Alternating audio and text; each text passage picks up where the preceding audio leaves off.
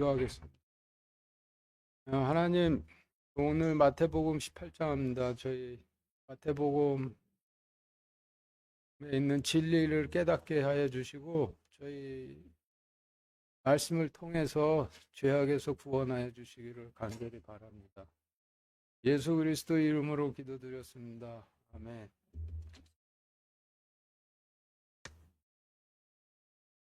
마태복음 18장 말씀은 표 1과 같이 어린아이와 어린아이를 실족시키는 자, 길 잃은 한 마리 양과 길을 잃지 않은 99마리 양, 용서받아야 할 형제와 용서해줘야 할 형제, 백데나리온 빚진 자와 금 10,000달란트 빚진 자 간의 대비관계로 기록이 되어 있는데, 표 1에서 좌측렬에 어린아이, 길 잃은 한 마리 양, 용서받아야 할 형제, 백데나리온 빚진 자는 하나님 말씀을 따르다. 제사장과 동료 대제사장과 동료 제사장들에 의해 성전에서 쫓겨난 어린 제사장을 상징을 하고, 우측열에 어린아이를 실족시키는 자, 길을 잃지 않은 99마리 양, 용서를 해줘야 할 형제, 금 10,000달란트 빚진 자는 성전을 차지한 대제사장과 그를 따르는 제사장들을 상징을 합니다.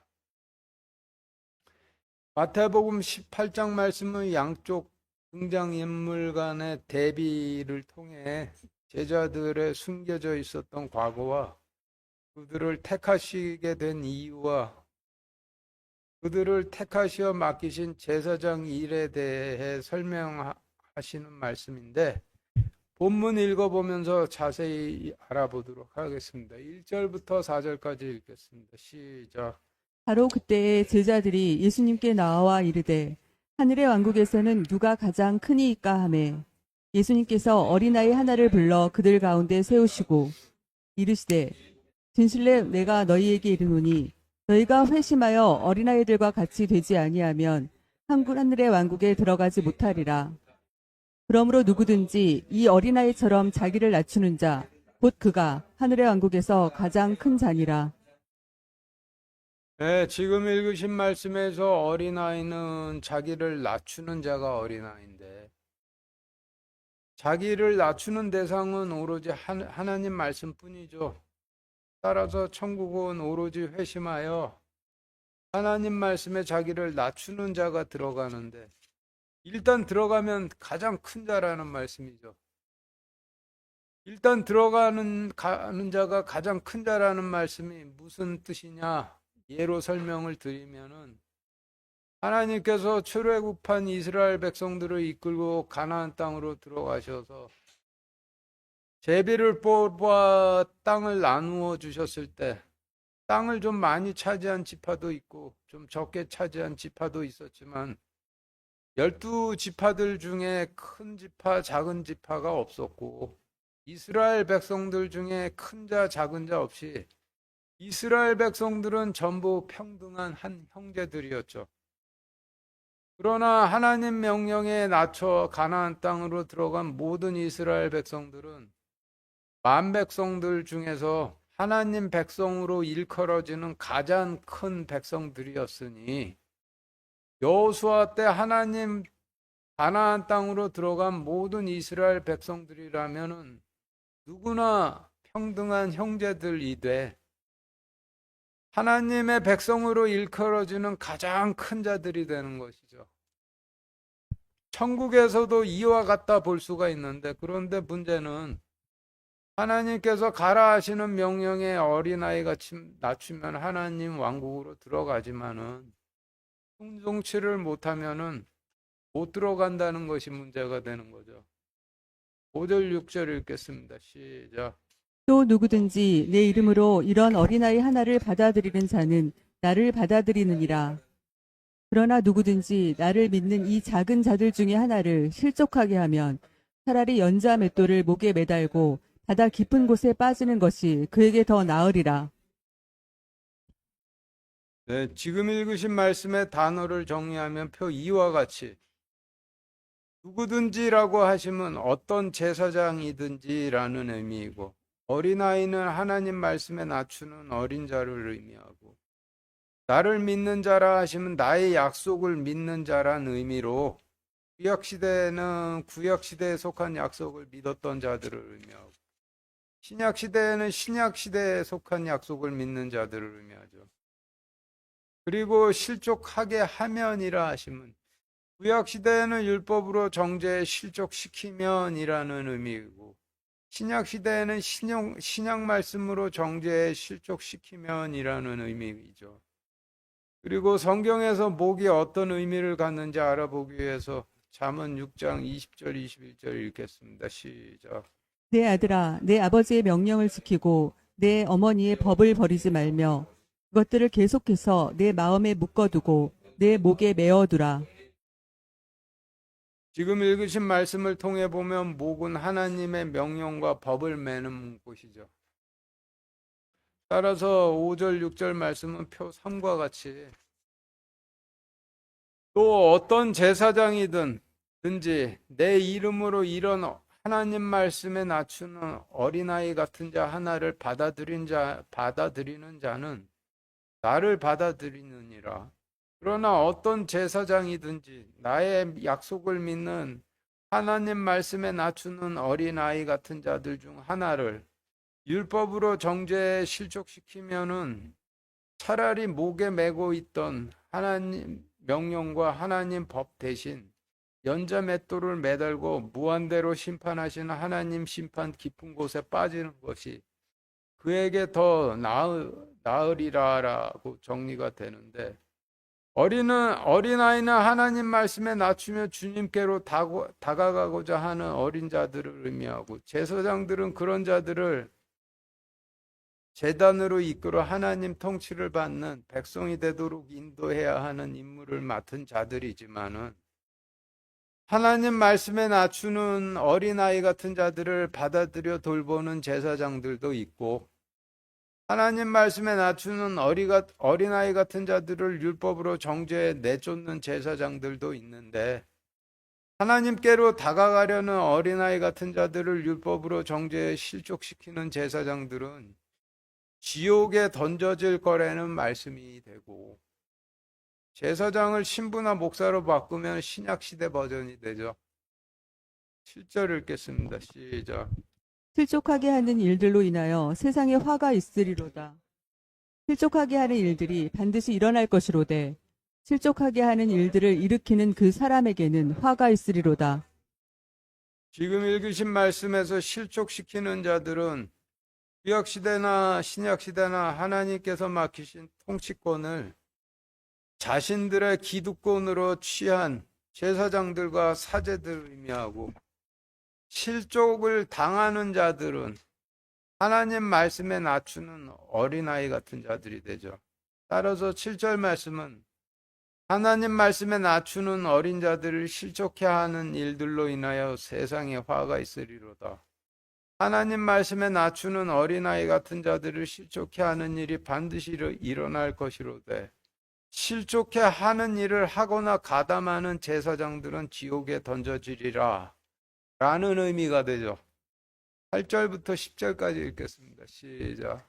그러므로 만일 내 손이나 내 발이 너를 실족하게 하거든 그것들을 찍어 내게서 내버리라. 내가 절뚝거리거나 불구가 되어 생명이 들어가는 것이 두 손과 두 발을 가지고 영존하는 불 속에 던져지는 것보다 내게 더 나으리라.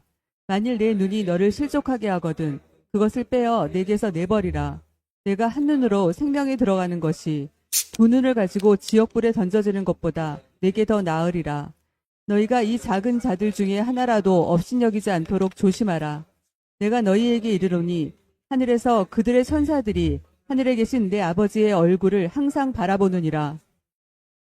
지금 읽으신 말씀은 제사장들이 하나님 말씀에 낮추는 어린 아이 같은 자들을 실족시키는 이유에 대해서 설명하시는 말씀인데, 단어들을 정리해본 표 4와 같이 성경에서 손은 통치권을 상징하는데, 손은 오른쪽 손과 왼쪽 손이 있고 마태복음 25장 말씀에 따르면 오른쪽은 천국 땅을 상속받을 양들이 서 있는 자리이고 왼쪽은 지옥에 던져질 염소들이 서 있는 자리이니 오른손은 천국 땅을 상속받을 양들을 통치하는 통치권을 상징하고 왼손은 지옥으로 던져질 염소들을 통치하는 통치권을 상징하겠죠. 그리고 발은 하나님 왕국을 향해 걷는 발을 의미하는데 발도 오른쪽 발과 왼쪽 발이 있고 그중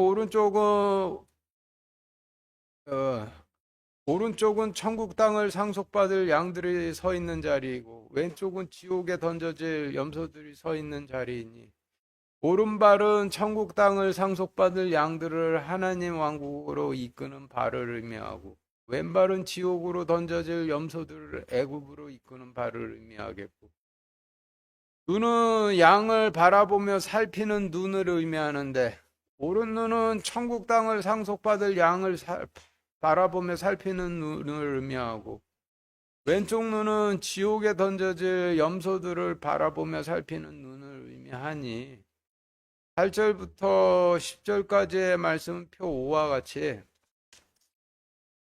그러므로 만일 천국 땅을 상속받을 양을 통치해야 할 내 통치권과 천국 땅을 상속받을 양을 하나님 왕국으로 인도해야 할 내 발이 하나님 말씀에 낮추는 어린아이 같은 양을 실족하게 하면은 지옥에 던져질 염소를 통치하고 있는 내 왼쪽 손과 지옥에 던져질 염소들을 애굽으로 이끄는 내 왼쪽 발을 찍어서 내게서 내버리고 천국 땅을 상속받을 양을 통치하고 양을 하나님 왕국으로 인도하라. 내가 쩔뚝거리거나 불구가 돼 생명에 들어가는 것이 두 손과 두 발을 가지고 영전하는 불에 던져지는 것보다 내게 더 나으니라. 만일 천국 땅을 상속받을 양을 바라보며 살펴야 할 내 눈이 하나님 말씀에 낮추는 어린 나이 같은 양을 실족하게 하면 지옥에 던져질 염소들을 바라보며 살피는 내 왼쪽 눈을 빼어 내게서 내버리고 천국 땅을 상속받을 양을 바라보며 살피라. 내가 한 눈으로 생명에 들어가는 것이 두 눈을 가지고 지옥불에 던지는 것보다 내게 더 나으니라. 너희 실족시키는 제사장들아, 하나님 말씀 앞에 낮추는 어린아이 같은 자들 중에 하나라도 업신여기지 않도록 조심하라. 내가 너희에게 이르노니 하늘에서 그들의 천사들이 하늘에 계신 내 아버지의 얼굴을 항상 바라보느니라로 정리가 되죠. 제사장들은 눈으로 양을 살피고 손으로 통치하며 함께 발로 걸어 하나님 왕국으로 들어가는 자들인데 하나님께서 주신 통치권을 자신들을 위한 기득권으로 취해서 하나님 말씀에 낮춰 하나님 왕국으로 들어가려는 어린아이 같은 양들은 쫓아내고 하나님 말씀에 낮추지도 않고 하나님 왕국으로 들어갈 생각도 없는 염소들을 이끄니 그런 제사장들에게 화가 있을 것이라는 말씀이죠. 이와 같은 경우를 성경에서는 간음이라고 하시는데 제사장을 신부나 목사로 바꾸면 신약 시대 버전이 되는 거죠. 11절 읽겠습니다. 시작. 사람의 아들은 잃어버린 것을 구원하려고 왔느니라. 지금 읽으신 말씀은 주님께서는 염소를 구원하려고 오신 것이 아니라 하나님 말씀 앞에 낮춰 하나님 왕국으로 들어가려는 어린아이 같은 자들 구원하러 오셨다라는 말씀입니다. 12절 13절 읽겠습니다. 시작. 너희 생각은 어떠하냐? 만일 어떤 사람에게 양 100마리가 있는데 그 중에 한 마리가 길을 잃으면 그가 99마리를 남겨두고 산으로 들어가 길 잃은 그 양을 찾지 아니하겠느냐? 진실로 내가 너희에게 이르노니 그가 만일 그것을 찾으면 길을 잃지 않은 99마리보다 그 양으로 인하여 더 기뻐하리라. 지금 읽으신 말씀에서 지금 지금 읽으신 말씀의 양 100마리에서 숫자 100이 어떤 의미를 갖는지 알아보기 위해서 마태복음 25장 1절부터 4절까지 읽겠습니다. 시작. 그때 하늘의 왕국은 마치 자기 등불을 가지고 신랑을 맞으러 나간 열 처녀와 같으리라. 그들 중에 5은 지혜롭고 5은 어리석더니 어리석은 자들은 자기 등불을 가져가되 기름을 함께 가져가지 아니하였고 지혜로운 자들은 자기 등불과 함께 자기 그릇에 기름을 가져갔더라. 지금 읽으신 말씀에서 열 처녀에서 숫자 열은 하나님의 사랑이신 십계명을 상징하고 처녀는 하나님의 백성을 상징하고 지혜로운 5 처녀에서 숫자 5은 오경을 상징하고 지혜롭다 하시면 하나님의 말씀이신 오경에 어린아이같이 자신을 낮춤을 의미하고 어리석은 5 처녀에서 숫자 5은 오경을 의미하고 어리석다 하시면 하나님 말씀이신 오경에 자신을 낮추지 않음을 의미하고 기름은 오경에 대한 충성심을 의미하니 마태복음 5장 1절부터 4절까지의 말씀은 표 6과 같이 그때 천국은 마치 하나님 왕국을 밝히라는 명령을 가지고 주님을 맞으러 나간 하나님께서 십계명의 사랑으로 사랑하신 이스라엘 백성들 같으리라. 이스라엘 백성들 중에 오경을 가진 어떤 백성들은 지혜롭고 오경을 가진 어떤 백성들은 어리석더니 어리석은 백성들은 하나님 왕국을 밝히는 명령을 가져가되 하나님 말씀인 오경에 자신을 낮추는 충성심을 함께 가져가지 아니하였고 지혜로운 백성들은 하나님 왕국을 밝히는 명령과 함께 자신 안에 하나님 말씀인 오경을 자신 안에 하나님 말씀인 오경에 자신을 낮추는 충성심을 함께 가져갔더라로 정리가 되는데 지금 읽으신 말씀에서 이스라엘 백성들을 교회 백성으로 바꾸고 구약시대의 오경을 신약시대의 오경으로 바꾸면 신약시대의 버전이 되죠. 마태복음 25장 말씀의 예에서처럼 마태복음 18장 2절, 12절 말씀의 양 100마리에서 숫자 100은 숫자 10과 10으로 이루어진 숫자로 성경에서 숫자 10은 하나님의 사랑이신 십계명을 상징하니 양 100마리는 주님께 십계명으로 사랑으로 사랑하시는 유대 백성들을 의미하는데 숫자 100은 10과 10으로 나뉘어져 있는 것처럼 주님께서 십계명의 사랑으로 사랑하시는 유대 백성들도 두 부류로 나뉘어져 있다라는 의미가 되죠. 그 중에서 길을 잃은 양은 주님께서 십계명으로 사랑하신 유대 백성이되 하나님 말씀인 오경을 가지고 자신의 충성심을 채워 자신을 낮춘 백성들을 상징하고 길을 잃지 않은 양은 주님께서 십계명의 사랑으로 사랑하신 유대 백성이되 하나님 말씀인 오경을 가지고도 자신의 충성심을 채우지 않아 자신을 낮추지 않은 성전을 차지하고 있는 다수의 유대 제사장들을 상징을 하겠죠. 따라서 12, 13절 말씀은 표 7과 같이 너희 생각은 어떠하냐? 만일 하나님께서 십계명의 사랑으로 사랑하시는 두 부류의 유대 백성들이 있는데 그중 하나님 말씀에 낮추는 어린아이 같은 백성이 형제인 제사장들로부터 성전에서 쫓겨나 길을 잃으면 주가 나머지 백성들은 남겨놓고 심판의 물에 잠기지 않은 높은 땅으로 올라가 성전에서 쫓겨난 하나님 말씀에 낮추는 어린아이 같은 백성을 찾지 아니하겠느냐. 진실로 내가 이르노니 주가 만일 하나님 말씀에 낮추다 쫓겨난 어린아이 같은 백성을 찾으면 길을 잃지 않은 성전에 있는 제사장들보다 하나님 말씀에 낮추는 어린아이 같은 백성으로 인하여 더 기뻐하리라. 정리가 되는데, 제자들이 하나님 말씀을 낮추다 실족당한 어린아이 같은 자들이고 길을 잃은 양들이었는데, 주님께서 그들을 찾아 기뻐하심을 설명하시는 말씀이 되죠. 14절 읽겠습니다. 시작. 이와 같이 이 작은 자들 중에 하나라도 멸망하는 것은 하늘에 계신 너희 아버지의 뜻이 아니니라. 지금 읽으신 말씀의 단어를 정리해 본 표 6과 같이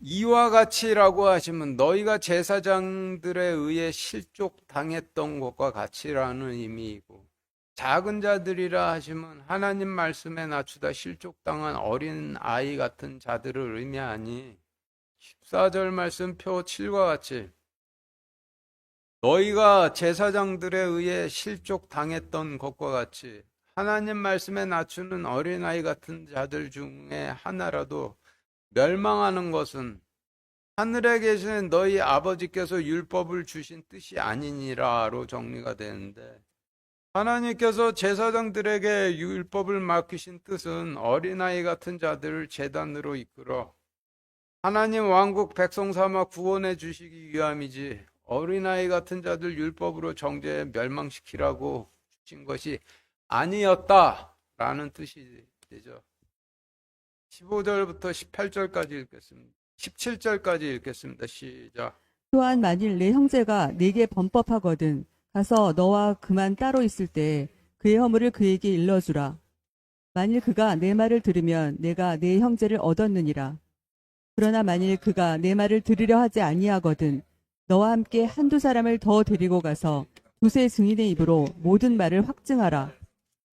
만일 그가 그들의 말도 무시하여 듣지 않거든 교회에 그것을 말하되 그가 교회의 말도 무시하여 듣지 않거든 너는 그를 이교다나 세리같이 여기라. 지금 읽으신 말씀의 단어를 정리해 본 표 8과 같이 그의 허물을 그에게 일러주라라고 하시면, 내 관점에서 볼 때 그의 허물을 일러주라라는 의미가 아니라 하나님 율법의 관점에서 그의 허물이 있으면 일러주라라는 의미이니, 결국 하나님 율법을 일러주라라는 의미가 되죠. 그리고 그가 내 말을 들으면이라 하시면, 그가 내가 일러준 하나님 율법에 낮추면이라는 의미이고, 내가 내 말을 들으려 하지 아니하거든이라 하시면, 내가 일러준 하나님 율법에 낮추지 아니하거든이라는 의미이고, 두세 증인의 입으로 모든 말을 확증하라 하시면, 두세 증인의 입으로 율법에 따라서 그의 모든 말을 입증하라는 의미이고, 그들의 말도 무시하여 듣지 않거든이라 하시면, 율법에 따른 모든 입증에도 자신을 낮추지 않거든이라는 의미이고, 교회는 하나님 왕국을 의미하고, 너희가 땅에서 묶으면 그것이 하늘에서 묶일 것이요 땅에서 풀면 그것이 하늘에서 풀리리라 하시면, 너희는 제단 앞에 서는 제사장들이니 너희가 땅에서 제단 문을 열어주면 그들이 천국에 들어갈 것이요 너희가 땅에서 제단 문을 닫아버리면 그들이 천국에 들어가지 못할 것이라는 의미가 되는 거죠. 따라서 15절부터 17절 말씀은 표 9와 같이, 또한 만일 내 형제가 내게 범법하거든 가서 너와 그만 따로 있을 때 그에게 하나님의 율법을 그에게 일러주라. 만일 그가 어린아이 같이 하나님 율법에 자신을 낮추면은 내가 내 형제를 얻었느니라. 그러나 만일 그가 내가 일러준 하나님 율법에 자신을 낮추려 하지 아니하거든 너와 함께 한두 사람을 더 데리고 가서 두세 증인의 입으로 모든 말을 율법에 따라 입증해 주라. 만일 그가 그들이 입증해 준 하나님 율법에도 자신을 낮추지 않거든 하나님 왕국에 그것을 말하되 그가 하나님 왕국의 왕의 말도 무시하여 자신을 낮추지 않거든 너는 그를 이교도나 세리같이 여기라로 정리되는데, 제사장들은 율법을 이와 같은 절차에 따라 집행해야 된다 하는 집행 절차에 대한 설명의 말씀이 되는 거죠. 18절 읽겠습니다. 시작. 진실로 내가 너희에게 이르노니 무엇이든지 너희가 땅에서 묶으면 그것이 하늘에서 묶일 것이요 무엇이든지 너희가 땅에서 풀면 그것이 하늘에서 풀리리라. 네, 지금 읽으신 말씀은 제자들을 제단 앞에 서는 제사장으로 삼으신다라는 의미이죠. 따라서 진실로 내가 너희에게 이르노니 라고 하시면, 진실로 내가 너희에게 이르노니 너희는 제단 앞에 서는 제사장들이니라 라는 의미이고, 땅에서 묶으면이라 하시면 땅에서 제단 문을 잠그면이라는 의미이고, 하늘에서 묶일 것이요 라고 하시면 천국에서도 문이 잠길 것이요 라는 의미이고, 땅에서 풀면이라 하시면 땅에서 제단 문을 열면이라는 의미이고, 하늘에서 풀리리라 하시면 천국에서도 문이 열리리라 라는 의미가 되죠. 따라서 18절 말씀의 의미는 표 10과 같이, 진실로 내가 너희에게 이르노니 너희는 제단 앞에 서는 제사장들이니라. 무엇이든지 너희가 땅에서 제단 문을 잠그면은 천국에서도 문이 잠길 것이요 무엇이든지 너희가 땅에서 제단 문을 열면 천국에서도 열리리라 라고 정리가 되는데, 지금까지의 말씀을 정리해 보면은 주님께서 하나님 말씀에 낮추다 염소를 치는 제사장들에 의해 실족당한 어린아이 같은 제자들을 찾아 기뻐하시며, 너희가 염소를 치는 제사장들에 의해 실족당했듯이 어린아이 같은 자들이 실족당하는 것은 하나님께서 율법을 주신 뜻이 아니라 하시며, 율법이 어떻게 집행돼야 하는지가의 집행 절차에 대해서 설명을 해주시고, 제자들을 양을 치며 제단 앞에 서는 제사장으로 삼으셨다라고 하는 말씀이 되죠. 그런데 주님께서 육신으로 임하신 성전이시고 주님의 두 발이 요수로 된 제단과 바다이니, 주님께서 제자들을 주님 발 앞에 서는 제사장으로 삼으셨다라는 의미가 되죠. 17절 다시 같이 읽겠습니다. 시작. 만일 그가 그들의 말도 무시하여 듣지 않거든 교회에 그것을 말하되 그가 교회의 말도 무시하여 듣지 않거든 너는 그를 이교도나 세리같이 여기라. 지금 읽으신 말씀에서 이교도는 양 대신 염소를 치며, 하나님 말씀에 낮추는 양들은 성전에서 내쫓는 제사장들을 의미하고, 세리는 백성에게 성전세를 거두러 다니는 서기관들을 의미하는데, 이들이 하나님 왕국의 왕의 말도 듣지 않는 이교도들이죠.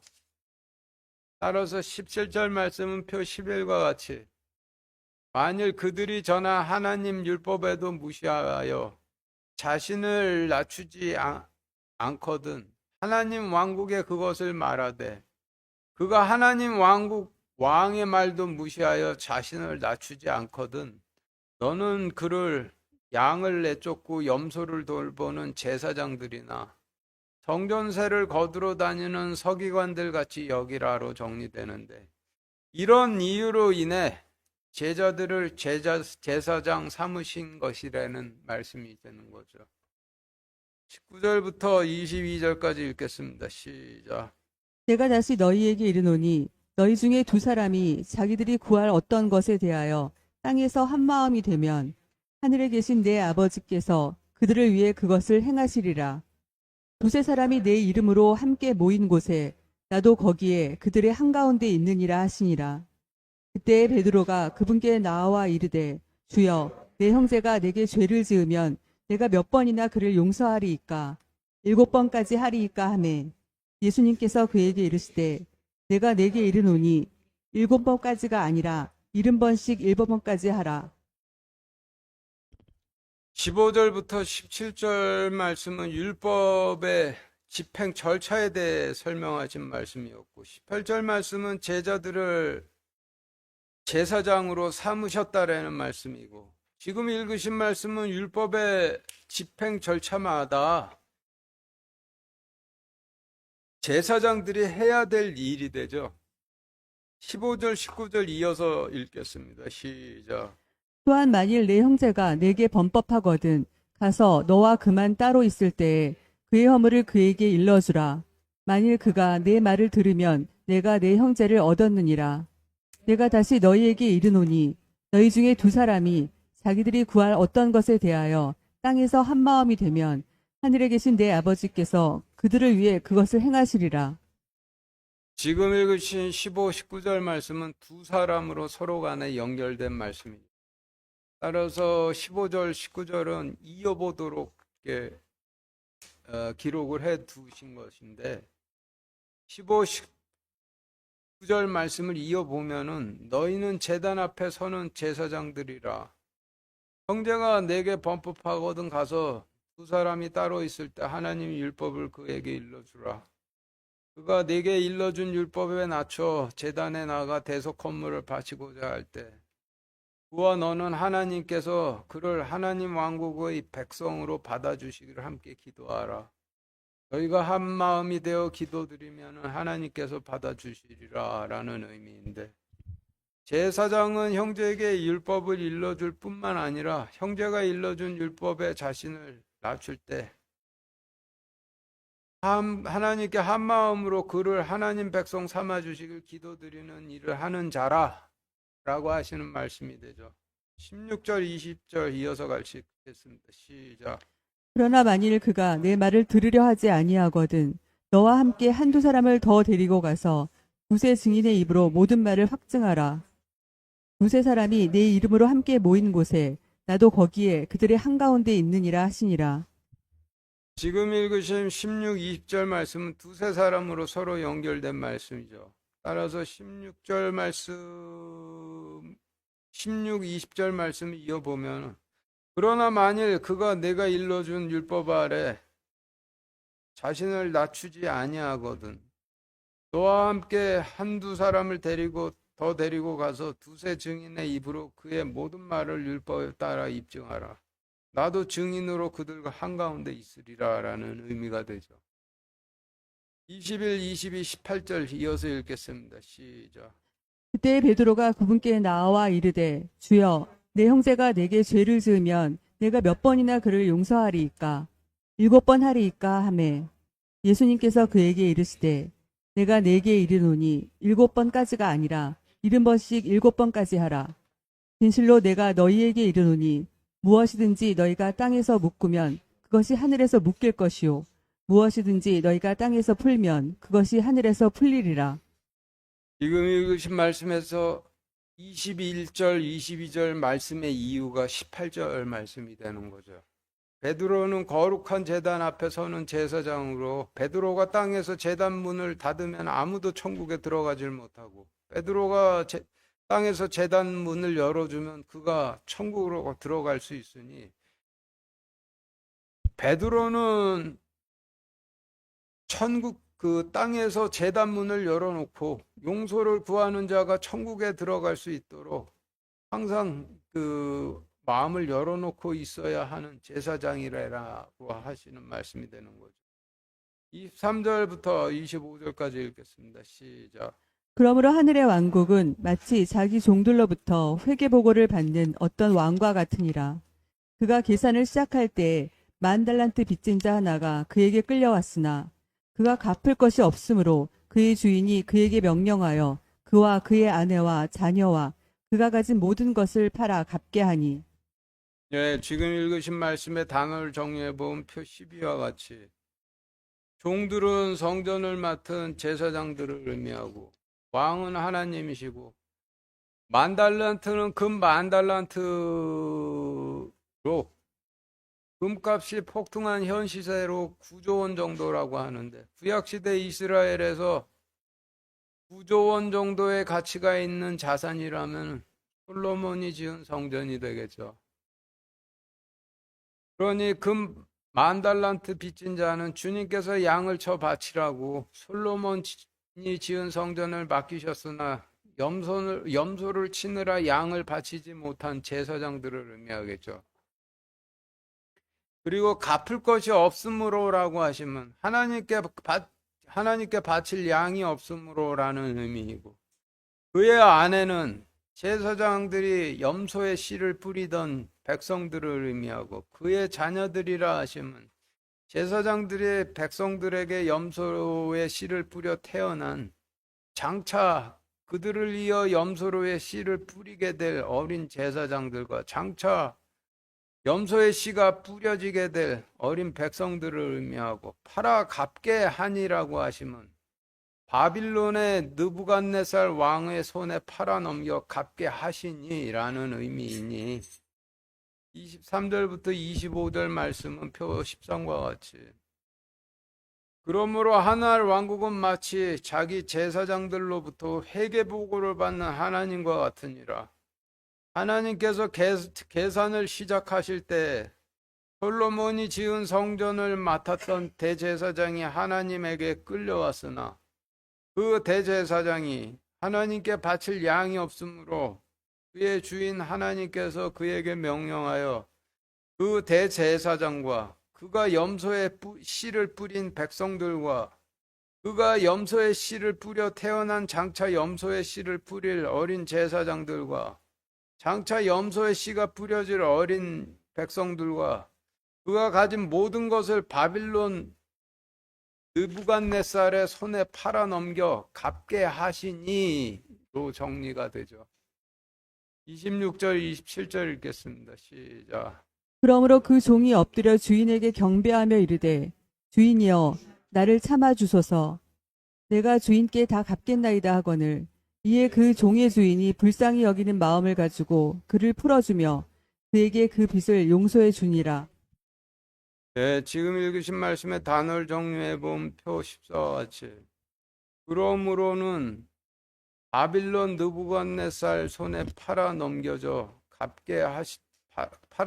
갚게 하심으로라는 의미이고, 주인은 하나님이시고 다 갚겠나이다라고 하면 그동안 바치지 못했던 양을 다 바치겠나이다라는 의미이고, 그를 풀어주며라고 하시면 바빌론 노예 생활로부터 가나안 땅 성전으로 돌려보내시며라는 의미이니, 26절 27절 말씀 표 15와 같이 바빌론 느부갓네살의 손에 팔아 넘겨 갚게 하심으로 그 종 대제사장이 엎드려 주께 경배하며 이르되 주여 나를 참아 주소서 내가 주께 그동안 바치지 못했던 양들을 다 갚겠나이다 하거늘 이에 그 종의 주인이 불쌍히 여기는 마음을 가지고 그를 바빌론 노예 생활로부터 풀어주며 그에게 그 빚을 용서해 주니라로 정리가 되죠.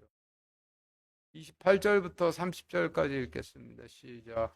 그러나 그 종이 나가서 자기 동료 종들 중에서 자기에게 100데나리온 빚진 자를 만나 그를 붙들어 멱살을 잡고 이르되 내가 빚진 것을 내게 갚으라 하매 그의 동료 종이 그의 발 앞에 엎드려 그에게 간청하여 이르기를 나를 참아주게 내가 자네에게 다 갚겠네 하되 그가 허락하지 아니하고 오히려 가서 그가 빚을 갚을 때까지 그를 감옥에 가두니라. 지금 읽으신 말씀은 용서를 받아 바빌론으로 돌아와 헤롯 성전을 건립한 이후의 이야기가 되는데, 단어들을 정리해보면 표 12와 같이 28절 말씀에서 그 종은 하나님으로부터 양을 바쳐야 할 빚을 탕감받은 대제사장과 그를 따르는 제사장들을 의미하고, 자기 동료 종은 하나님 말씀에 낮추는 어린 제사장을 의미하고, 마태복음 시대 일반인 하루 품삯이 1데나리온으로 안식일에는 일을 하지 않았으니 당시 한 달 품삯이 일반인들의 한 달 품삯이 현 시세로 계산해 보면 40만 원 정도 된다 하죠. 100데나리온은 현 시세로 700만 원 정도 된다 하니 하급 신입 제사장들이 받는 연봉쯤 되겠죠. 그리고 자기에게 100데나리온 빚진 자라 하시면 대제사장이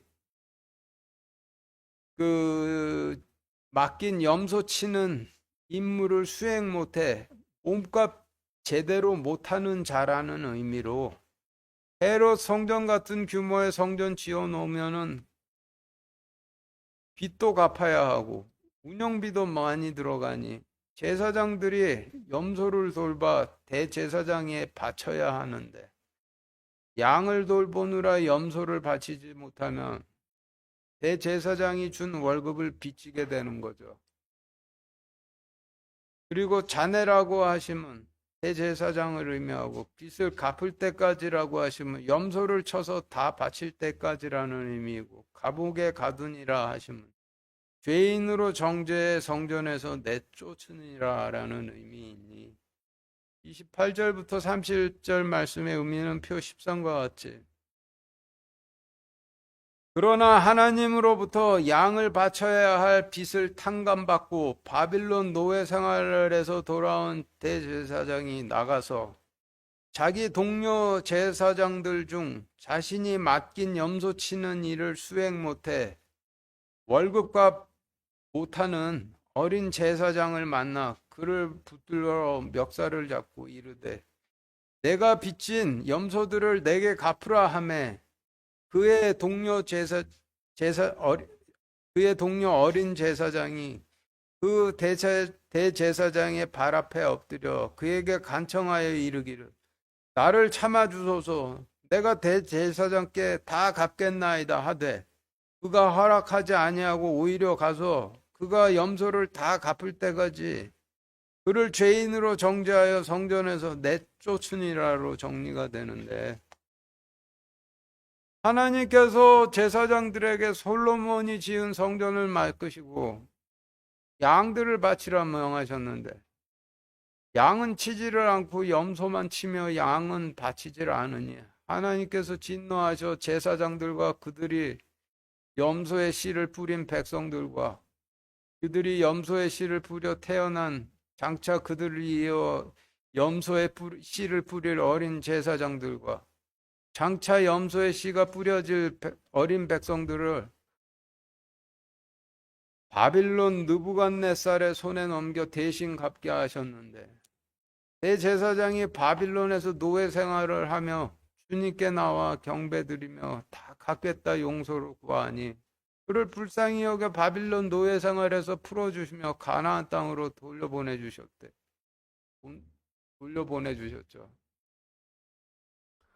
그런데 돌아와서는 이전보다 더 감당 못할 거대한 성전을 지어놓고 건축비와 운영비 충당을 위해 이전보다 더 집중적으로 염소들만 쳤는데 자신의 동료 제사장들 중 하나님 말씀 앞에 낮추는 어린아이 같은 신입 제사장이 치라는 염소는 안 치고 양을 치며 자신에게 염소를 바치지 않으니 그의 멱살을 잡고 내가 너에게 월급 주며 염소를 쳐 바치라고 했는데 어찌하여 월급만 축내며 염소는 바치질 않느냐며 그를 죄인으로 정죄해 성전에서 쫓아냈다라는 의미가 되죠. 따라서 18절 말씀 전체 문맥상으로 볼 때 12제자들은 어린 제사장들로 염소를 바치지 못해 성전에서 추방당한 자들이고 하나님 말씀에 낮추다 실족당한 어린아이 같은 자들이고 길을 잃어 산으로 들어간 양들이고 형제들로부터 용서받지 못한 자들인데 이들이 생업으로 어부나 세리를 했던 이유는 제사장 집안 사람들이니 조상 때로부터 상속받은 땅이 없어 성전에서 쫓겨나면은 어부나 세리 같은 일 해야만 했겠죠. 요세푸스의 유대 로마 전쟁사에 의하면은 구약시대의 마지막 때에도 중세 때처럼 성전 운영비의 대부분을 부유한 귀족들의 헌금에 많이 의존했다 하는데, 그러면은 성전은 그런 사람들 섬기는 그런 사람들을 위한 성전이 되어야만 성전이 지속적으로 운영될 수 있었겠죠. 그런데 그런 귀족들에게 하나님께서 함께 하시니 사업 잘 되시고 복 많이 받으실 것이라고 축복해 주지는 않고, 하나님 명령대로 조용히 둘만 있을 때 자기 죄를 일러주면은, 그래서 그것이 대제사장 귀에 들어가면은 바로 파문당하겠죠. 31절 읽겠습니다. 시작. 이에 그의 동료 종들이 일어난 일을 보고 심히 민방하여 자기 주인에게 가서 일어난 일을 다 고하니 지금 읽으신 말씀은 동료 제사장들이 일어난 일을 보고 하나님께 나아가 일어난 일을 기도로 고했다라는 의미인데, 앞에서 읽으셨던 10절 말씀과 10절 말씀이 이와 같은 상황을 설명해 주시는 말씀이 되죠. 31절 10절 이어서 같이 읽겠습니다. 다시 같이 읽겠습니다. 시작. 이에 그의 동료 종들이 일어난 일을 보고 심히 민망하여 자기 주인에게 가서 일어난 일을 다 고하니 너희가 이 작은 자들 중에 하나라도 업신여기지 않도록 조심하라.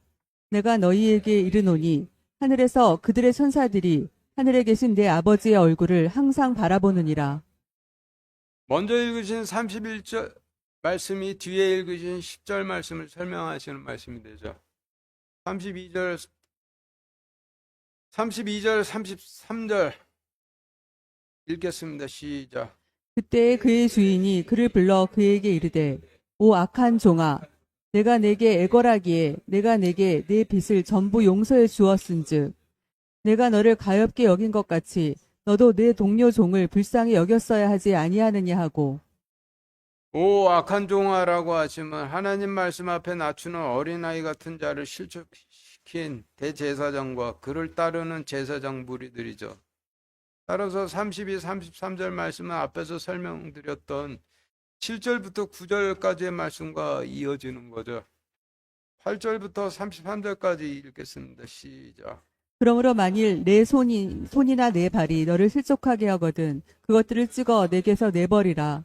내가 절뚝거리거나 불구가 되어 생명에 들어가는 것이 두 손과 두 발을 가지고 영전하는 불 속에 던져지는 것보다 내게 더 나으니라. 만일 내 눈이 너를 실족하게 하거든 그것을 빼어 내게서 내버리라.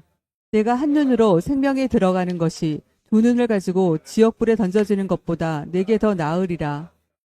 그때 그의 주인이 그를 불러 그에게 이르되 오 악한 종아 내가 내게 애걸하기에 내가 내게 내 빚을 전부 용서해 주었은즉 내가 너를 가엾게 여긴 것 같이 너도 내 동료 종을 불쌍히 여겼어야 하지 아니하느냐 하고 먼저 읽으신 8절, 9절 말씀이 뒤에 읽으신 32절, 33절처럼 하라는 말씀, 명령이었던 것이죠. 34절 읽겠습니다. 시작. 그의 주인이 노하여 그가 자기에게 진 빚을 다 갚기까지 그를 형벌 주는 자들에게 넘겨주었느니라. 네, 지금 읽으신 말씀이 무슨 뜻인지 알아보기 위해서 앞에 읽으셨던 6절 다시 읽겠습니다. 시작. 그러나 누구든지 나를 믿는 이 작은 자들 중에 하나를 실족하게 하면 차라리 연자맷돌을 목에 매달고 바다 깊은 곳에 빠지는 것이 그에게 더 나으니라. 네, 34절 말씀에서 하나님께서 노하셔 자신에게 진 양을 다 갚기 전까지 대제사장과 그를 따르는 제사장들을 형벌 주는 자들에게 넘겨주셨다라는 의미는 그들의 목에 연자 맷돌을 매달아 무한대로 심판하시는 심판에 던져 버리셨다라는 의미죠. 그래서 양을 다 갚기 전에는 거기서 못 나오는 거예요. 35절 읽겠습니다. 시작. 그러므로 너희가 각각 마음으로부터 자기 형제에게 그들의 범법을 용서하지 아니하면 내 하늘 아버지께서도 너희에게 이같이 하시리라 하시니라. 네, 오늘 말씀은 구약 시대에는 제사장들에게, 신약 시대에는 신부나 목사들에게 주시는 말씀이었죠. 오늘 말씀을 통해 볼 때 교회는 형제자매들 내쫓는 곳이 아니라 형제자매들 형제 자매들을 내쫓는 곳이 아니라 마귀들을 내쫓는 곳이고, 정죄하는 곳이 아니라 말씀을 알려주는 곳인데, 그럼에도 불구하고 내쫓고 정죄한다라면은 포도원이 자기 것이라고 착각을 해서이죠. 그런데 오늘 말씀에 따르면 포도원이 자기 것이라고 착각을 한 나머지 내쫓고 정죄한 형제들 중에 어린아이 같은 같이 하나님 말씀에 낮추는 자가 혹시라도 섞여 있기라도 한다면은 인간은 절대 감당치 못할 대가 치를 거라는 말씀이 되는 거죠. 마치겠습니다.